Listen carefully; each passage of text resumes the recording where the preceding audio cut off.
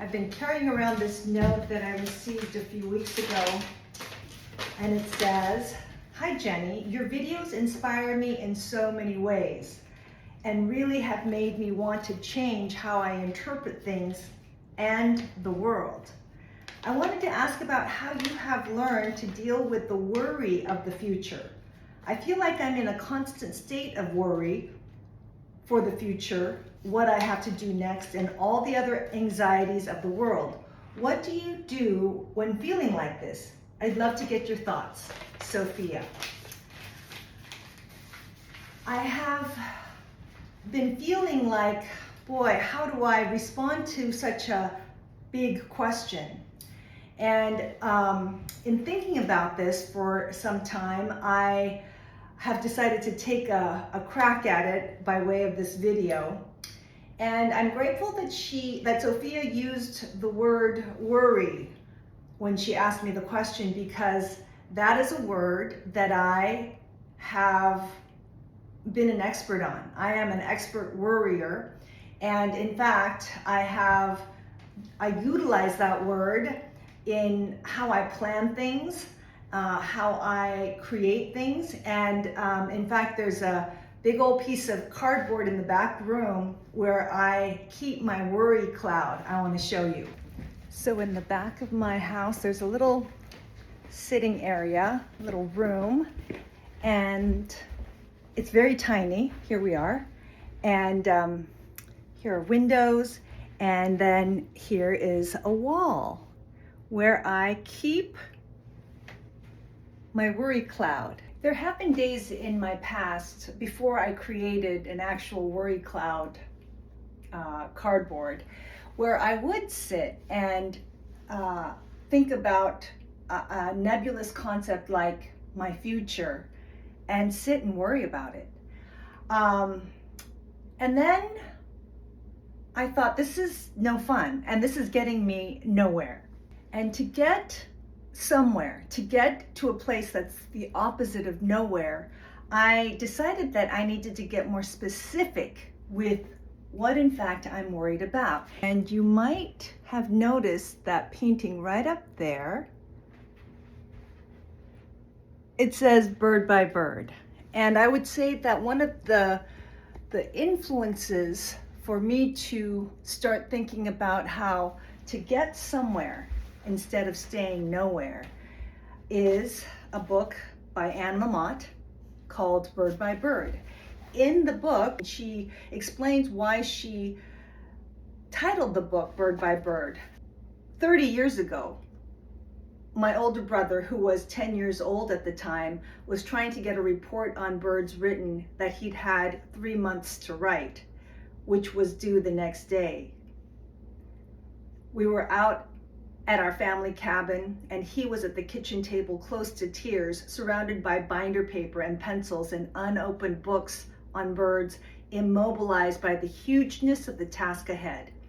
Then my father sat down beside him, put his arm around my brother's shoulder and said, "Bird by bird, buddy. Just take it bird by bird." When I read that, I got super inspired and clear on the notion that whatever that big thing is that I'm worrying about, whether it's the book report or climate change or my finances, my job, the lesson plans that I haven't finished yet for my students, my health issues, home improvements that I feel like I'm always behind on. If I keep things big and abstract, I will get nowhere. It's when I get specific and small that I get somewhere. Let me show you. So with my worry cloud, I have found that I have certain categories that I worry about. My home, my collaborations, my creativity, my work as a teacher, my health. And so then I get super specific and super granular about things that I specifically am worried about or concerned about. Here's an example of a worry that I had last week, getting a lesson plan submitted to my director. And by making that a specific worry, if you will, within a larger category of worries, I actually today was able to finish that and send it to her. And so it becomes like this thing that comes away from the cloud.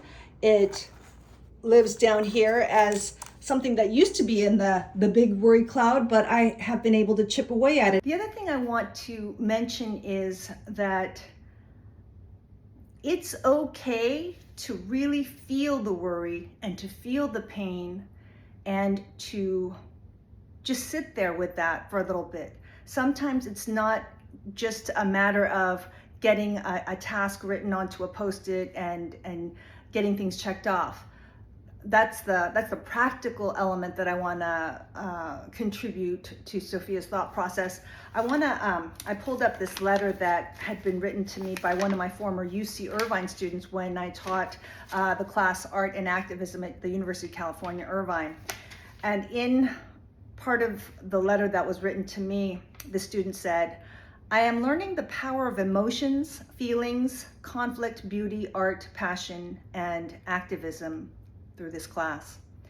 In the excerpt you gave us titled East of Eden by John Steinbeck, there are some words that stood out to me and captured my attention." Steinbeck writes, quote unquote, "These old men believe a true story, and they know a true story when they hear it. They are critics of truth." And then this student continues, "I want to be a critic of truth in my own life, not avoiding the pain, but once again, the pain demanding to be felt." So, dear Sophia, that's the other point of how I manage my worries and my anxieties about all sorts of things, is that I allow myself to feel it. Going back to why I don't enjoy just idling at the big thing is I think that in order to accomplish big things, we have to tend to the little things. For example, how to build wealth.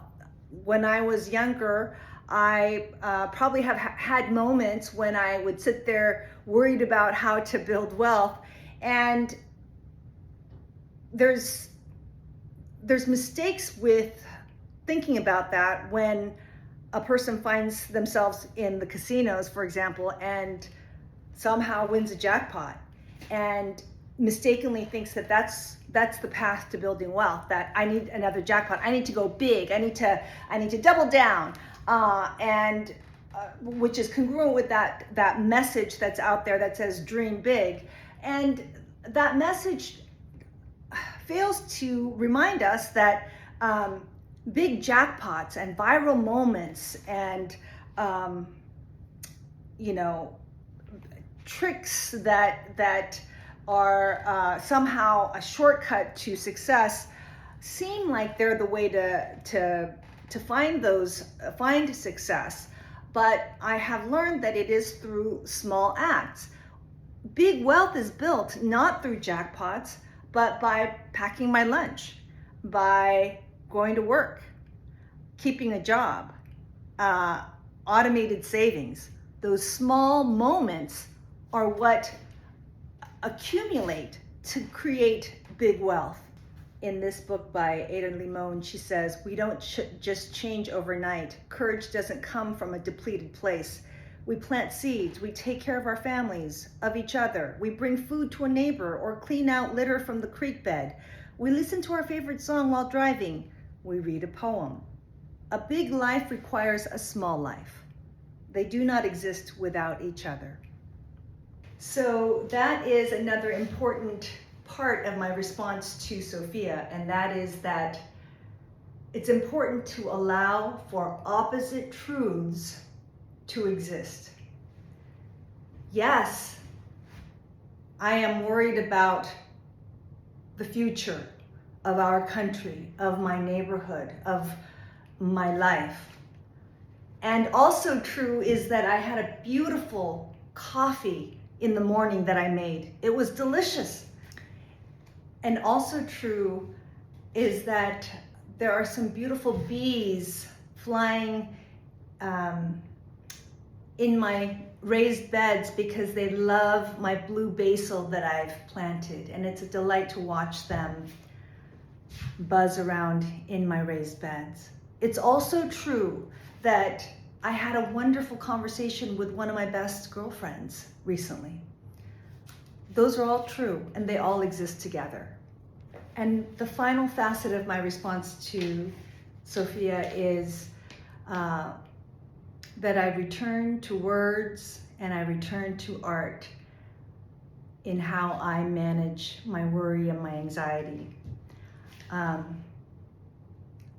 The fact that I get to read poetry, speak them out loud if I feel like it, the fact that I get to read literature and talk about what I read with people who enjoy talking about it, the fact that I keep a journal and write notes and process my feelings about different parts of the day, those words all contribute to my being able to create a bridge from what might be an abstract and troubling worry, a bridge that takes me to the next place, a next moment. Not necessarily a solution, but a way to keep myself moving forward. Same thing with art. In the play Red, which is about Rothko, the character Rothko says that with every brushstroke is tragedy.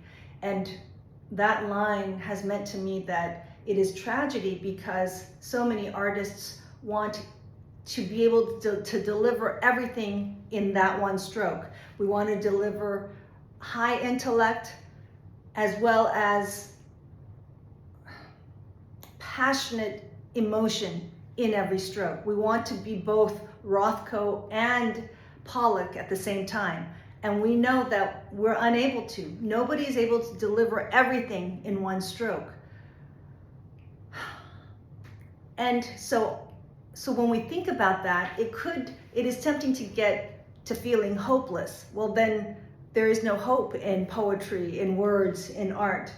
But to me there is, because I've not yet met somebody in love with the words, the language, and somebody in love with any sort of art, the music, the painting.